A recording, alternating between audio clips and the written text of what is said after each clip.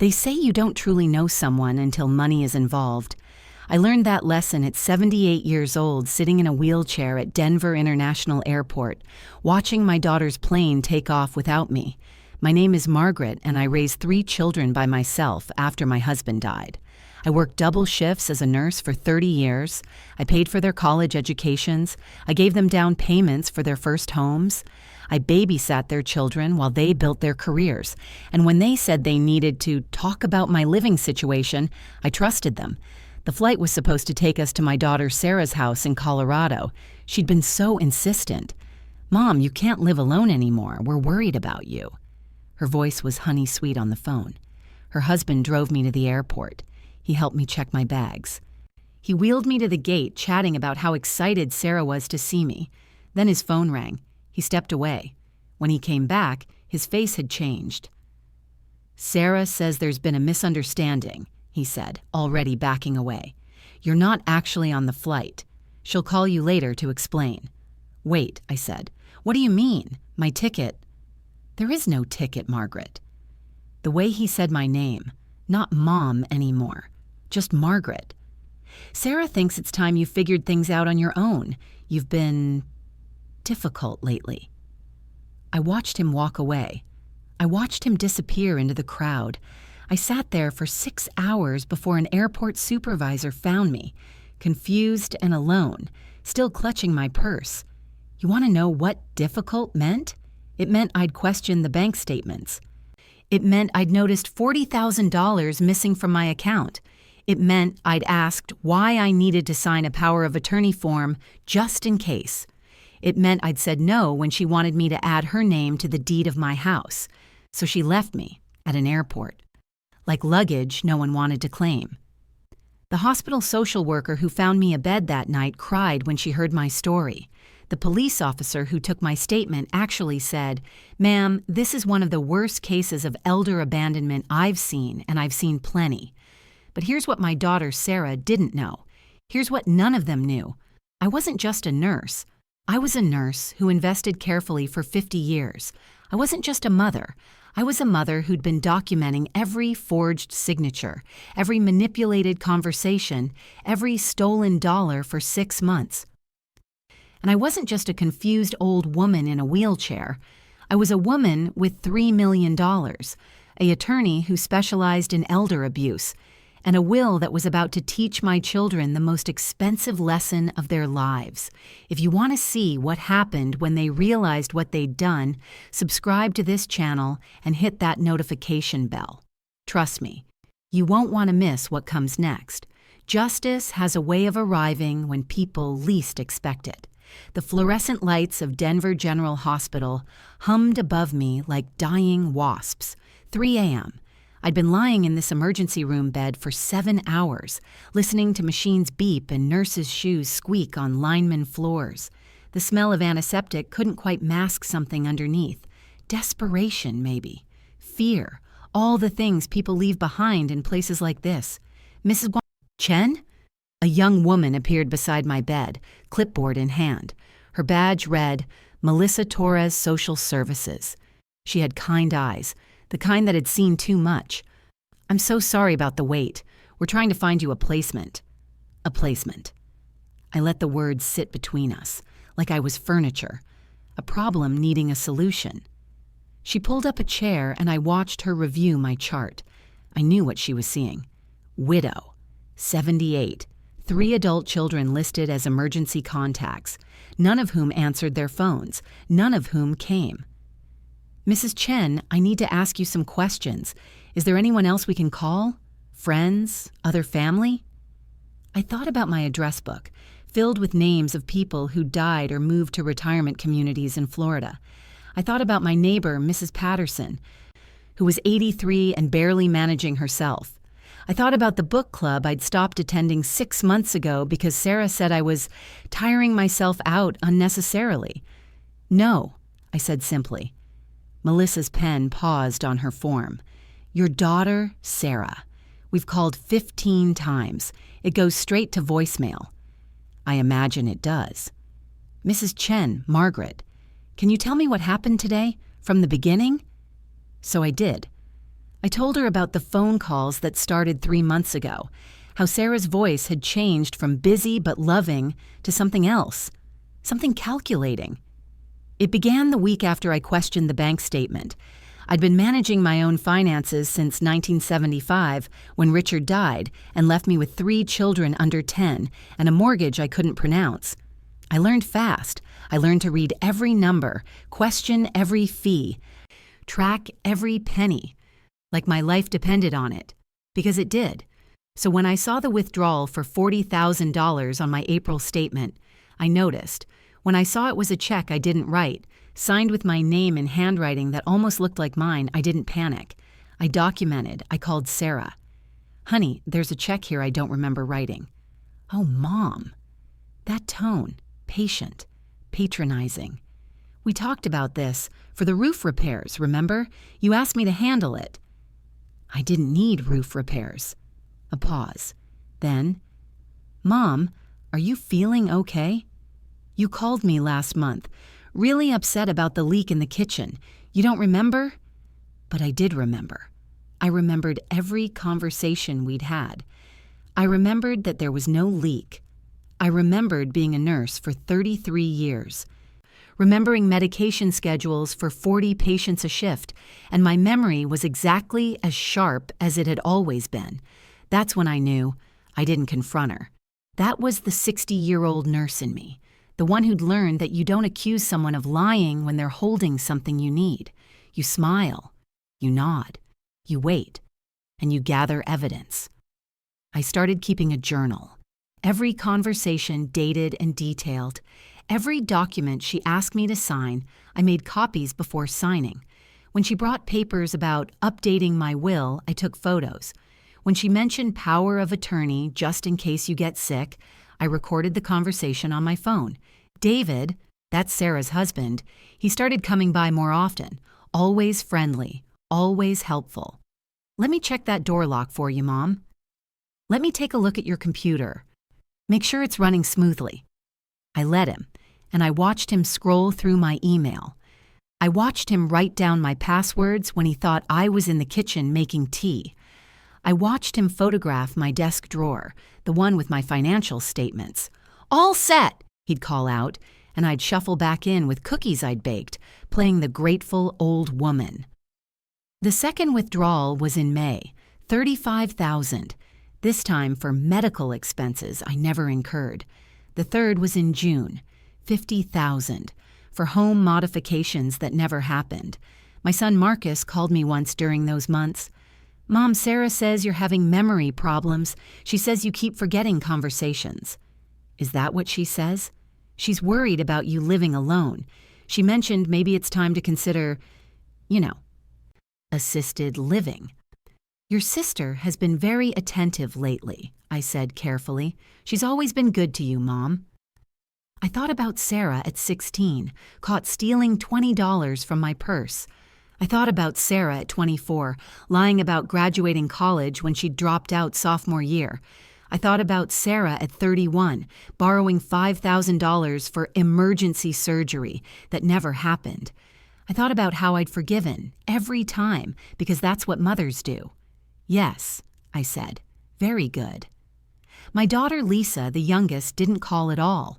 She was busy with her own life in California, her tech job and her husband and her 2 kids I saw once a year at Christmas. I didn't blame her. I'd raised her to be independent. "How much did they take?" Melissa asked me gently. $173,000, I said. "Over 6 months." She looked up sharply. "Mrs. Chen, that's criminal elder abuse. We need to report this." "I know what it is. I reported it. I filed a police report 2 weeks ago." "And?" The detective was very sympathetic. He said that without proof of coercion, without witnesses, without being able to prove I didn't give permission, it's a civil matter. He suggested I get a lawyer. "Did you?" "I did." I watched her face. "His name is James Morrison. He's one of the best elder law attorneys in Colorado. He's been my attorney for 3 months. Melissa blinked. "I don't understand. If you have an attorney, why didn't we call him? Why isn't he listed as your contact?" "Because," I said, and for the first time in hours I smiled. My children don't know he exists. And I'd like to keep it that way for now. I met James Morrison in May, the week after the second withdrawal. I didn't find him in the phone book. I found him through Betty Kowalski, another nurse I'd worked with 30 years ago. Her sister had been financially abused by her son. James got her $200,000 back and put the son in prison. He doesn't take many cases anymore, Betty told me over coffee. He's semi-retired. But when he does take one, he doesn't mess around. His office was downtown, 12th floor, with a view of the mountains. He was 70 himself, silver-haired and sharp-eyed. "Mrs. Chen," he said, shaking my hand, "Betty speaks very highly of you." "I need help," I said, "but I need it quietly." I showed him everything, the bank statements, the photographs of forged signatures, the recordings of Sarah gaslighting me about my memory, the text messages between her and David that I'd recovered from the computer he'd fixed, messages about when they'd have full access and how they could make this easier on everyone. James read in silence for 20 minutes. Then he looked up. "Mrs. Chen, how much do your children think you're worth?" "They think the house is my only asset. It's worth about $800,000. And actually, I bought Microsoft stock in 1989 and Amazon stock in 1999. I bought a rental property in Boulder in 1982 and sold it last year. I have investments in 3 different accounts, none of which are at the bank where they've been stealing from my checking account." "How much?" $3.4 million, I said, give or take. He leaned back in his chair, steepled his fingers. "They have no idea. My husband always handled the finances. When he died, everyone assumed I was helpless. They underestimated me. It was useful." I paused. "It's still useful." "What do you want, Mrs. Chen?" I looked out the window at the mountains. Richard and I used to hike those. Before the cancer. Before everything changed. "I want them to understand," I said finally. "I don't want money. Money won't fix this. I want them to understand what they've done. I want them to feel it. And I want to make sure they can never do this to anyone else." James nodded slowly. "That's going to require patience." "Mr. Morrison, I once worked a 14-hour shift with 2 broken ribs because we were short-staffed and patients needed care. I have patience and evidence. We need more evidence. Then I'll get it. And I did. For 3 more months, I played the confused old woman. I let them manipulate me. I let them gaslight me. I recorded everything. I photographed everything. I created a paper trail that even the most skeptical jury couldn't ignore. "So the airport," Melissa said, "that was planned? They planned to abandon you?" "No," I said. "That was escalation. I think they were planning to keep me compliant longer. But last week I made a mistake. I asked David directly about the roof repair receipt. I asked to see it." "What did he do?" "He called Sarah. They had a conference in my kitchen. Whispered, but I heard enough. They decided I was becoming a problem, that I might tell people about the money, that I needed to be handled." The word still made me cold. Handled, like I was livestock. "The flight was Sarah's idea," I continued. "Get me to Colorado, get me away from my doctor here, my neighbors, my bank. Once I was there, they'd have controlled everything, my mail, my calls, my visitors. They'd have gotten me declared incompetent, put in a memory care facility, taken power of attorney legally. But they abandoned you instead. They panicked. I think when David was supposed to get me on the plane, he called Sarah, and she truly realized, that I was documenting things, that I was fighting back. So she told him to leave me, cut their losses, walk away." Melissa was quiet for a long moment. "Mrs. Chen, I'm going to be honest with you. I see a lot of elder abuse in this job, a lot. And most of the victims, they're broken by it. They give up. They stay silent." She looked at me intently. "You're not broken." "No," I agreed. "I'm not." "What happens now?" I thought about James Morrison waiting for my call. I thought about the will I'd rewritten, the one Sarah and Marcus and Lisa knew nothing about. I thought about the detailed documentation of every theft, every lie, every manipulation. I thought about the phrase James had used. Criminal charges are possible, Margaret, if you want to pursue them. Now, I said, I let them think they've won. I let them think I'm the abandoned, confused old woman with nowhere to go. And while they're congratulating themselves on being rid of the problem, I smiled. I finished building their cage. Melissa stared at me. Then slowly, she smiled back. You need a phone? I need a phone. She handed me hers. I dialed from memory. James answered on the second ring. It's Margaret, I said. They left me at the airport. I'm at Denver General. I need you to do exactly what we discussed. You're sure? I thought about Sarah's voice. You've been difficult lately. I thought about David's face as he walked away. I thought about 30 years of double shifts so my children could have college educations. I thought about the house I'd kept perfect for them to visit. I thought about every birthday cake, every graduation, every wedding I'd paid for. I'm sure, I said. Let's show them what difficult really looks like. James Morrison arrived at the hospital at 7 a.m., carrying a leather briefcase and 2 coffees. He handed me one, black, no sugar, exactly how I took it, and settled into the visitor's chair like we were meeting for brunch instead of plotting legal warfare. The detective I know at Denver PD is very interested in your case, he said without preamble, very interested, especially after I sent him the recordings. Detective Ramirez? You know him? He handled a domestic violence case for one of my patients 15 years ago. He was thorough then. I imagine he still is. James smiled. Margaret, you're full of surprises. Yes, Detective Ramirez. He's building a case for criminal elder abuse, theft by deception, and conspiracy to commit fraud, but he held up a hand. He needs more. He needs them to incriminate themselves further. They think I'm helpless now. They'll get sloppy. That's what I'm counting on. He opened his briefcase and pulled out documents. I've arranged for you to be discharged to Golden Meadows Assisted Living. It's a facility I work with frequently. The director, Patricia Hammond, is aware of your situation. You'll have a private room, full autonomy, and complete privacy for our meetings. How much does Golden Meadows cost? $3,500 a month. I did the math. My Social Security and pension cover that. Barely. Exactly. Your children will see you placed somewhere appropriate for your income level. They'll think you've been properly put away. They won't suspect you're paying for it yourself from accounts they don't know exist. And the house? His expression turned grim. I've filed a quiet title action to prevent them from selling or mortgaging it. But Margaret, they're going to try. Sarah filed for power of attorney in probate court yesterday morning.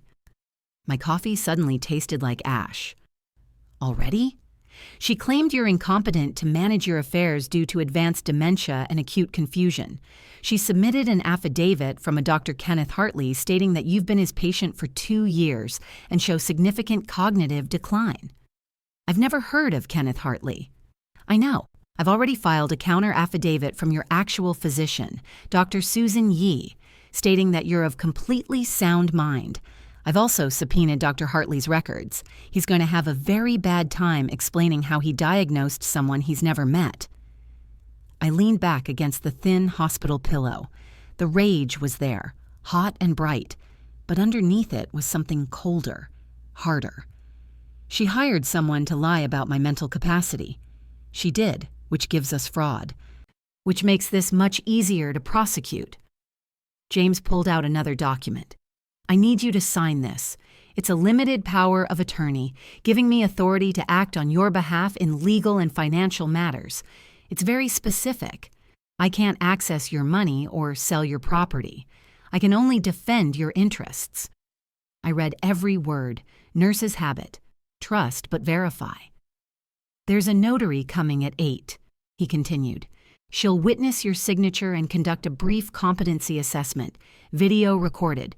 We're documenting that as of today, you are fully capable of making your own decisions. Sarah's going to fight this. Sarah's going to lose. His voice was steel, but first we let her think she's winning. Golden Meadows. Assisted living sat on a quiet street in Lakewood. A sprawling single-story building with a garden out front and rocking chairs on the porch. Patricia Hammond met me at the entrance, a woman in her 50s with the calm efficiency of someone who'd spent decades managing chaos. "Mrs. Chen, welcome. Let me show you to your room." It was small but clean. A bed, a dresser, a bathroom with grab bars, and a window overlooking the garden. On the dresser sat a photo I'd given to James weeks ago, Richard and me on our wedding day, both of us impossibly young. "Is it acceptable?" Patricia asked. "It's perfect," I said, and I meant it. This wasn't home, but it was safe, and safety mattered now. "Your daughter called this morning," Patricia said carefully. "Sarah Chen Patterson. She wanted to know if you'd been admitted." I told her we don't discuss residents without proper authorization. How did she sound? Satisfied. Patricia's mouth tightened with disapproval, like she'd successfully dealt with a problem. Sarah visited on Thursday, 4 days after the airport. I was sitting in the common room, working on a jigsaw puzzle when she walked in. She'd dressed carefully, modest blouse, minimal makeup, the outfit of a devoted daughter making a dutiful visit. "Mom." She bent down to hug me. I let her. I even patted her back. "Sarah, what a surprise." "I've been so worried." She pulled up a chair, her voice pitched for the other residents and staff to hear. "After what happened at the airport, I felt terrible. There was such a terrible misunderstanding with the flight arrangements." "Misunderstanding," I repeated. "David feels awful." "He thought I had already checked you in for your flight. I thought he was staying with you until boarding. It was a communication error, Mom." I looked at her, really looked. I'd given birth to this woman 53 years ago. I'd held her through nightmares and heartbreaks. I'd taught her to read, to ride a bike, to stand up for herself. Somewhere along the way, I'd created a stranger. "I see," I said quietly. Relief flickered across her face. "I'm so glad you understand, and I'm glad you're here at Golden Meadows. It's much safer than living alone. You'll have people checking on you, making sure you eat, helping with medications." "I don't take any medications." A pause. "Well, whatever you need. The important thing is you're cared for." She reached over and patted my hand. "Now, there are just a few papers we need to handle about the house." There it was. The house. "It's just too much for you, Mom. The maintenance, the taxes, the worry. David and I think the best thing would be to sell it, put the money somewhere safe for your care, for your future." "I like my house." I know. That patient tone again. "But Mom, be realistic. You can't live there anymore. You can't take care of yourself. The airport proved that." She leaned in closer. "This is for the best. Trust me." I thought about the recordings James was making. The microphone in my cardigan pocket was small, professional, completely invisible. Every word she spoke was being captured. "I suppose you're right," I said finally, letting my voice shake just a little. "You've always been so smart about these things." Her smile was brilliant, triumphant. "I knew you'd understand. I'll bring the papers by tomorrow. Just a few signatures." After she left, I walked slowly back to my room. Patricia was waiting in the hallway. "You did well," she said quietly. "I feel sick." "I know. But you're building a case that will stand up in court. You're protecting other people's parents from her." She squeezed my shoulder. "That matters." That evening, James came by with takeout Thai food and updates. Detective Ramirez traced the forged checks. They were written on a temporary checkbook that Sarah ordered online using your account information. The handwriting analyst says it's definitely not your signature. The tremor patterns are wrong. The pressure points don't match. She tried to forge an old person's shaky handwriting and did it badly. "What about Dr. Hartley?" James grinned. It wasn't a nice expression. Dr. Hartley's medical license is currently under review by the state board. Turns out this isn't the first time he's provided convenient diagnoses for a fee. The district attorney is very interested in talking to him about who paid him to file a false affidavit. Sarah, we're about to find out. Ramirez is interviewing Hartley tomorrow with a deal on the table. Cooperation in exchange for reduced charges. My money says he gives up Sarah in the first 10 minutes. I picked at my pad tie. How long until we have enough? Patience, Margaret. I know this is hard. I know every instinct is telling you to confront her, to tell her you know everything. But if we move too fast, a good defense attorney might claim coercion, might claim you're confused, might claim Sarah genuinely thought she was helping. He set down his fork. I need her to hang herself completely. I need her so tangled in lies that no jury would ever believe her. What about Marcus and Lisa? Marcus has been depositing checks from your account into his personal bank, 20,000 so far. When questioned, he told his wife Sarah needed help managing Mom's finances, and this was his fair share. He knew. The betrayal cut deeper than I expected. Marcus, my baby boy, the one I'd rocked through colic and walked through nightmares, the one who'd cried at his father's funeral and held my hand at the cemetery. And Lisa. Lisa appears to be uninvolved. She's made no deposits, received no money, and according to her email, he caught my expression. Yes, Ramirez got a warrant. According to her email, she's been trying to reach you for weeks. Sarah kept telling her you were too tired for calls and needed rest. Something loosened in my chest. One of them, at least one of them, was still mine. I want to call her. Not yet. If Lisa knows you're okay, she might tell Sarah. She might accidentally reveal that you're more competent than Sarah claims. We need Sarah confident. We need her making mistakes. The mistakes came faster than I expected. On Monday, Sarah returned with papers, a quitclaim deed transferring my house to her name for estate planning purposes, a power of attorney giving her complete control over my finances, a health care directive making her my medical decision maker. It's just a formality, Mom, to make things easier. I looked at the papers with exactly the confusion she expected. This seems like a lot. It's standard. Everyone does it. And look. She pointed to a highlighted section. You'll still live here at Golden Meadows. Nothing changes for you. This just helps me help you. Where do I sign? She showed me. I signed. 3 times. Margaret Chen in my careful, steady handwriting. What Sarah didn't know was that the papers weren't real. James had prepared identical documents, legally meaningless, printed on paper that looked official but conveyed no actual authority. The real deed to my house was locked in a safe deposit box Sarah didn't know existed. The real power of attorney, the one I'd given to James, superseded anything she tried to file. But Sarah didn't know that. She left Golden Meadows that day thinking she'd won. Did you record it? James asked that evening. Every word. I handed him the small device. She said it was standard. She said everyone does it. She lied right to my face. Perfect.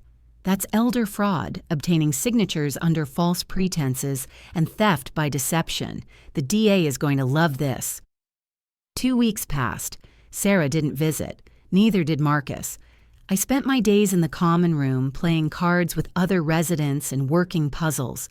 I spent my evenings in my room, meeting with James, reviewing evidence, planning the final confrontation. I also spent time with the other residents. Mrs. Kowalski in room 14, whose son hadn't visited in 3 years but called every month asking if she'd thought about changing her will. Mr. Patterson in room 22, whose daughter-in-law had taken his credit cards for safekeeping and racked up $40,000 in charges.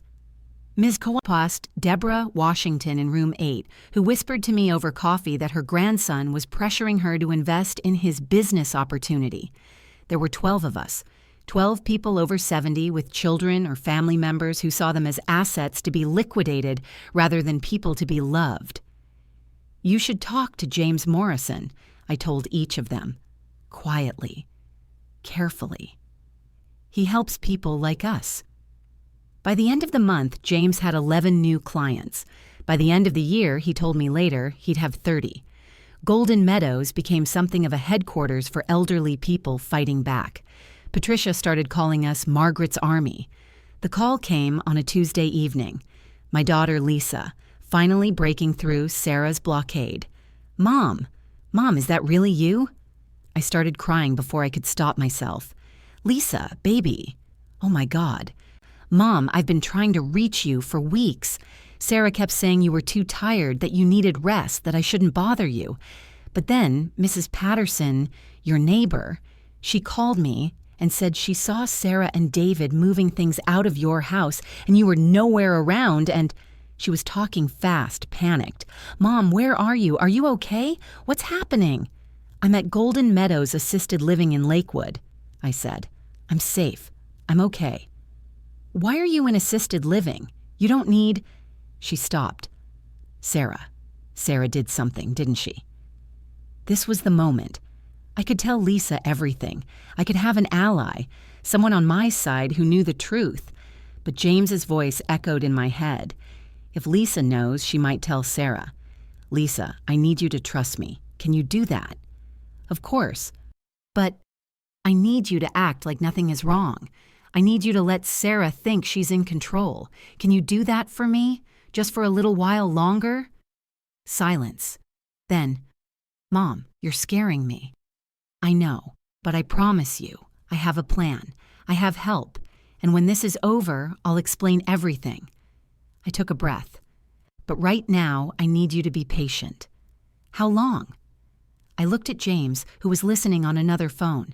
He held up 2 fingers. 2 weeks, I said. Give me 2 weeks. Then everything will make sense. Mom, do you trust me, baby? Another pause. Yes, always. Then trust me now. And Lisa, I love you. I have always loved you. That never changed. When I hung up, James was smiling. She didn't tell Sarah about the call? I don't think so. She sounded genuinely confused. Good, because in 2 weeks, we're going to need her. He pulled out a calendar. The probate hearing is set for October 15th. That's when Sarah petitions the court to declare you incompetent and herself your legal guardian. That's when we make our move. What do you need me to do? Show up. Look exactly like yourself. Sharp, capable, fierce. Let the judge see who you really are. He leaned forward.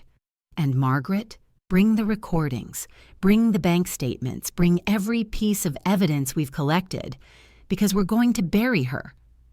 On October 10th, 5 days before the hearing, Sarah made her biggest mistake. She tried to sell the house. The real estate agent she hired called James immediately. They'd worked together before, and Patricia had warned every agent in Denver about potential elder fraud cases. I have a listing request here from Sarah Chen Patterson for a property at 2847 Maple Drive. She claims to have power of attorney, but something feels off. Don't list it, James said. That property is involved in an active fraud investigation.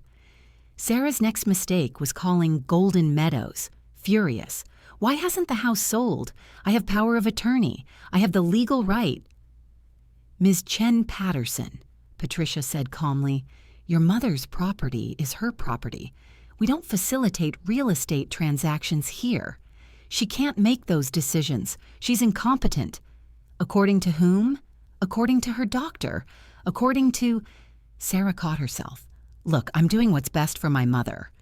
I'm sure you believe that, Patricia said, and hung up. That evening, David showed up at Golden Meadows demanding to see me. The staff wouldn't let him past the front desk. He made a scene, called me names, said I was manipulative and playing games and going to regret this. The whole thing was captured on security cameras. She's panicking, James said, watching the footage. They're both panicking. They can feel control slipping away and they don't understand why. Because they never thought I'd fight back, I said. They thought I was already beaten. Were you, ever? I thought about the night Richard died, the hospital room, the monitors going flat. The nurse, one of my own colleagues, squeezing my shoulder and whispering, "You can fall apart later. Right now, your kids need you strong." I thought about going home to 3 sobbing children and a mortgage I couldn't afford and a future that looked like nothing but darkness. I thought about not falling apart, about getting up the next morning and the morning after that. "No," I said. "I was never beaten." James smiled. "Then let's make sure they know it." The Denver probate court was smaller than I expected. Room 4C on the 3rd floor with fluorescent lighting and wooden benches that had seen decades of family drama. I arrived at 8:30, 15 minutes early. James walked beside me carrying his briefcase. I carried nothing but my purse and 30 years of stolen dignity. Sarah was already there, sitting at the petitioner's table with her attorney, a man in his 40s wearing an expensive suit and an expression of absolute confidence. David sat behind her in the gallery. Marcus was there too, I noticed. My son wouldn't meet my eyes. Lisa arrived at 8:45, slipping into the back row. She caught my gaze and gave me the smallest nod. "I'm here, Mom. Whatever this is, I'm here." Judge Catherine Morrison, no relation to James, entered at 9 sharp. She was 60-something, gray-haired with the kind of face that had heard every lie and seen every trick. "We're here for the matter of Chen guardianship petition," she said, settling into her chair. "Ms. Chen Patterson, you're petitioning for guardianship of your mother, Margaret Chen, on grounds of mental incompetence." Sarah's attorney stood. "Yes, Your Honor. We have substantial evidence that Mrs. Chen is suffering from advanced dementia and is unable to manage her own affairs. She requires a legal guardian to—" "I've read your petition, Counselor." Judge Morrison's tone was dry. "Mrs. Chen, you have representation?" James stood. "James Morrison, Your Honor, representing Mrs. Chen. And we have substantial evidence that this petition is fraudulent, that Ms. Chen Patterson has been systematically abusing and financially exploiting her mother, and that Mrs. Chen is fully competent to manage her own affairs." The courtroom went silent. Sarah's face drained of color. David leaned forward, whispering urgently to Sarah's attorney. "Those are serious allegations, Mr. Morrison," the judge said. "Yes, Your Honor. Which is why I've invited Detective Roberto Ramirez from the Denver Police Department, who is conducting a criminal investigation into this matter." I turned. Detective Ramirez sat in the back row, next to Lisa. He was younger than I remembered, maybe 50 now, but he still had that same steady presence. Judge Morrison looked at Sarah's attorney. "Counselor, did you know about a criminal investigation?" "No, Your Honor. My client informed me that her mother was suffering from dementia and needed care. She provided medical documentation from Dr. Kenneth Hartley." "Dr. Hartley no longer has a medical license," James interrupted. "As of last week, when the state medical board revoked it for falsifying patient records. The diagnosis he provided for Mrs. Chen was fabricated. He's never examined her. He's never met her. He was paid $5,000 to produce a false affidavit." Sarah stood up. "That's a lie. I never—" "Sit down, Miss Chen Patterson." The judge's voice cut like glass. "You'll have your chance to speak." She looked at James. "I assume you have evidence of these claims." "Extensive evidence, Your Honor." James opened his briefcase. "I have bank records showing $173,000 in fraudulent withdrawals from Mrs. Chen's accounts. I have audio recordings of Ms. Chen Patterson manipulating and gaslighting her mother. I have video of Ms. Chen Patterson obtaining signatures under false pretenses. I have testimony from Dr. Susan Yi, Mrs. Chen's actual physician, confirming full mental competency. And I have Mrs. Chen herself, who would like to address the court." Judge Morrison looked at me. "Mrs. Chen, you're welcome to speak." I stood slowly. Let them see me stand without help. Let them see my hands weren't shaking. "Your Honor, I'm 78 years old. I was a registered nurse for 33 years. I raised 3 children alone after my husband died in 1975. I've managed my own finances, my own home, and my own life for 50 years. My voice was steady, clear. 6 months ago, I discovered that my daughter was stealing from me, forging checks, manipulating me, trying to convince me and everyone else that I was losing my mind. "Mom," Sarah started. "You'll have your turn," the judge said sharply. I continued. "I documented everything, every lie, every theft, every time she told me I was confused when I knew exactly what was happening.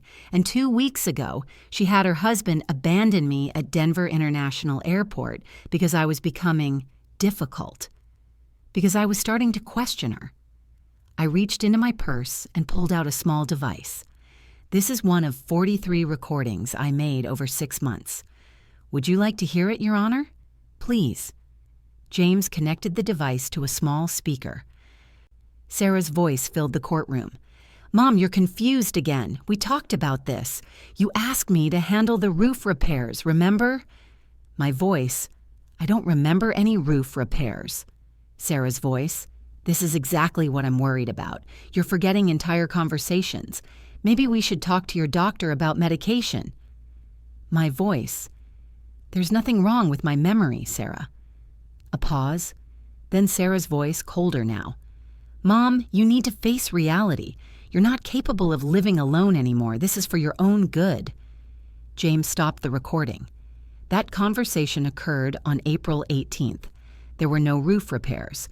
The $40,000 check Ms. Chen Patterson wrote from her mother's account went directly into her personal bank account. Mrs. Chen's memory was, and is, perfectly intact. I watched Sarah's face, watched the calculation happening behind her eyes, watched her attorney leaning in, whispering urgently. "Your Honor," Sarah's attorney said, standing quickly, "my client maintains that she was acting in her mother's best interests." By stealing from her? The judge's eyebrows rose. By managing her finances when she became unable to do so herself. Any withdrawals were for legitimate expenses related to Mrs. Chen's care. "I have receipts," James said calmly, or rather, the lack of them. $40,000 for roof repairs that never happened. $35,000 for medical expenses Mrs. Chen never incurred. $50,000 for home modifications that don't exist. Ms. Chen Patterson has no documentation, no receipts, no proof that a single dollar went to anything except her own accounts. "I want to hear from Ms. Chen Patterson," Judge Morrison said, "under oath." Sarah was sworn in. Her hand trembled on the Bible. She sat in the witness chair, and for the first time in months, I saw real fear in her eyes. "Ms. Chen Patterson," the judge began, "did you write checks from your mother's account without her knowledge?" She gave me permission." "Did you have power of attorney at the time?" "No, but did you forge her signature?" Sarah looked at her attorney. He shook his head slightly. "Don't answer." "I need to invoke my Fifth Amendment right." "That's interesting," Judge Morrison said. "You're invoking your right against self-incrimination in a civil guardianship hearing. That suggests you believe you've committed crimes." She leaned forward. "Let me be clear, Ms. Chen Patterson. This petition for guardianship is denied. Not just denied, I'm referring this matter to the District Attorney's Office for Criminal Prosecution. Detective Ramirez?" Ramirez stood. "Yes, Your Honor. You have jurisdiction here." "Yes, ma'am. The Denver DA is prepared to file charges of elder abuse, theft by deception, fraud, and conspiracy.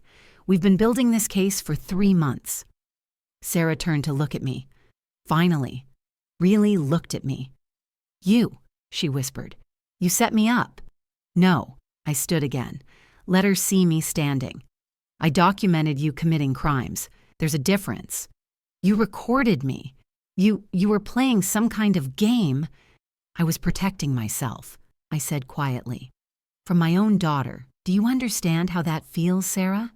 Do you understand what it's like to realize that the child you gave birth to, the child you sacrificed everything for, sees you as nothing but a bank account to drain? I never—" Her voice cracked. "I needed that money. The business was failing. David and I were going to lose everything. I was going to pay you back." "You weren't." James's voice was flat. "Ms. Chen Patterson, You filed paperwork to sell your mother's house. You attempted to place her in memory care against her will. You paid a doctor to falsify records declaring her incompetent. Those aren't the actions of someone planning to pay her back. Those are the actions of someone trying to take everything. Marcus stood up in the gallery. I didn't know, he said suddenly. Sarah told me Mom wanted to help us. She said Mom offered. Did you ask me, Marcus? I turned to face my son. Did you call and say, Mom, can you help me with $20,000?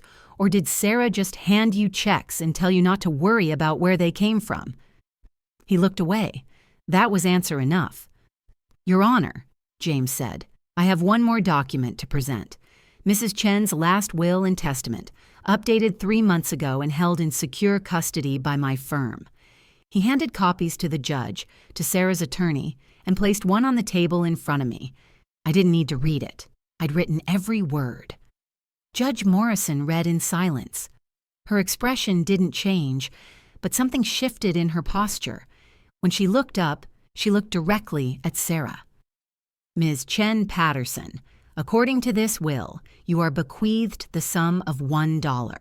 The will explicitly states, to my daughter, Sarah Chen Patterson, who told me she was done with me and abandoned me at an airport. I leave $1 so she may know I did not forget her, but explicitly chose to give her nothing.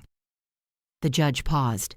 The remainder of the estate, valued at approximately $3.4 million, is distributed to various charities, to Mrs. Chen's daughter, Lisa Chen Rodriguez, and to a fund for elder abuse prevention and education. Sarah's face went white, then red. 3.4. What? Did you think the house was all I had? I asked softly. Did you think I was some helpless old woman who couldn't manage money? I bought Microsoft stock in 1989, Sarah. Amazon in 1999. I sold a rental property last year for $600,000. I invested every spare penny for 50 years because I never wanted to be helpless. I never wanted to depend on anyone. You lied to us, David said, standing. His face was twisted with rage. You let us think you only had the house. I didn't lie. You assumed. You assumed I was poor and stupid and easy to steal from. I looked at him. You were wrong. This is bullshit, Sarah screamed. You can't do this. That money should be mine. I'm your daughter. You were my daughter, I said. You stopped being my daughter when you left me in a wheelchair at an airport and told them you were done with me. The courtroom erupted. Sarah's attorney was trying to calm her down. David was shouting about contesting the will. Marcus had his head in his hands. Detective Ramirez was moving forward, speaking quietly into his radio. Judge Morrison's gavel cracked like thunder. Order! I will have order in this courtroom. Silence fell. Ramirez reached Sarah's table. Ms. Chen Patterson, I need you to come with me. We have some questions about the fraudulent checks and the false medical affidavit. I'm not saying anything without my attorney. That's your right. He was professional, calm. But you're coming to the station either way. I watched them lead her out. Watched David follow, still shouting threats. Watched Marcus slip out the back, unable to face me. Only Lisa remained. She came to the front, tears streaming down her face. Mom, oh my God, Mom.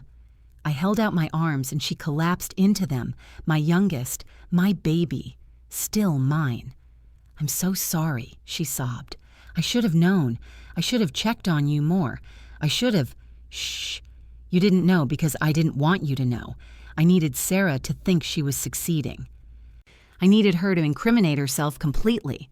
I pulled back to look at her. But you, baby, you kept trying to call. You kept trying to reach me. That mattered. The will, she whispered. Mom, I don't want your money. I just want you. I know. That's why you're getting it. Well, some of it. Most of it is going to help other people like me. Other elderly people being abused by their families. I took her hand. But there's enough for your kids' college funds, for your dreams, for everything you didn't ask for but deserve anyway. James approached us quietly. Margaret, Detective Ramirez wants to know if you're willing to press charges. Full criminal charges, theft, fraud, elder abuse. It could mean prison time for Sarah. I looked at him. Thought about Sarah at 5, holding my hand on her first day of kindergarten. Sarah at 16, crying on my shoulder about her first heartbreak. Sarah at 30, radiant and pregnant, showing me ultrasound pictures of my first grandchild. Then I thought about Sarah's voice in those recordings. You've been difficult lately. This is for your own good. You're not capable. I thought about sitting in that airport wheelchair watching my daughter's plane take off without me. Yes, I said. Press charges, all of them. Outside the courthouse, the October sun was warm. Lisa walked beside me holding my arm, not because I needed support, but because she wanted to be close. What happens now, Mom? Now? I breathed in the autumn air. Now I go back to Golden Meadows for a little while longer. I like it there. I've made friends. We're helping each other, all of us, figuring out how to stand up to family members who think we're easy targets. And then? Then maybe I'll move back home, or maybe I'll travel. I always wanted to see Japan. Your father and I planned to go before he got sick. I smiled. I have the money now, I have the time, I have my mind and my health and my freedom. Can I come visit?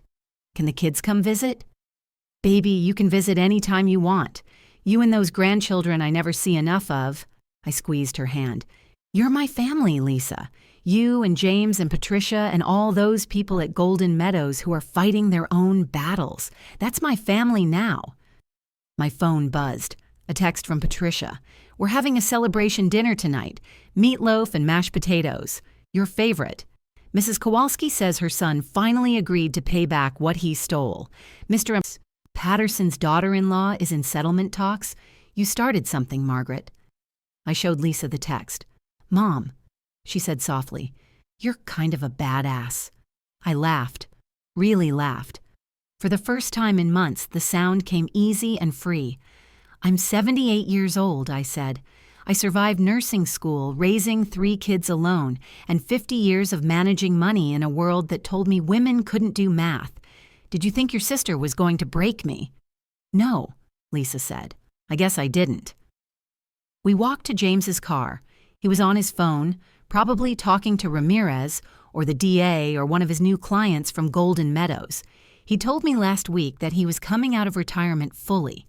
You reminded me why I went to law school in the first place, he'd said. To protect people who need protection. I settled into the passenger seat and looked back at the courthouse.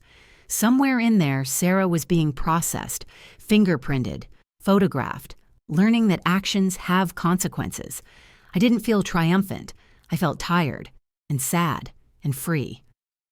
James, I said as he started the car, make sure some of that money goes to education programs for families, about elder abuse, about financial literacy, about recognizing the signs before it gets this far. Already done, he said. The Margaret Chen Foundation for Elder Justice. We filed the paperwork last week. I closed my eyes, felt the sun through the window, felt my daughter's hand squeeze mine. 50 years ago, Richard had died and left me alone with 3 children and a future full of darkness. I'd survived. I'd built something from nothing. I'd turned grief into strength. Today, my daughter had tried to destroy me, and I'd survived that too. Take me home, I said. Not to my house, not yet, but to Golden Meadows, to Patricia and Mrs. Kowalski and all the others, to my army, to the people who understood that being old doesn't mean being powerless, and that the most dangerous thing you can do is underestimate a woman who's spent 78 years learning how to survive.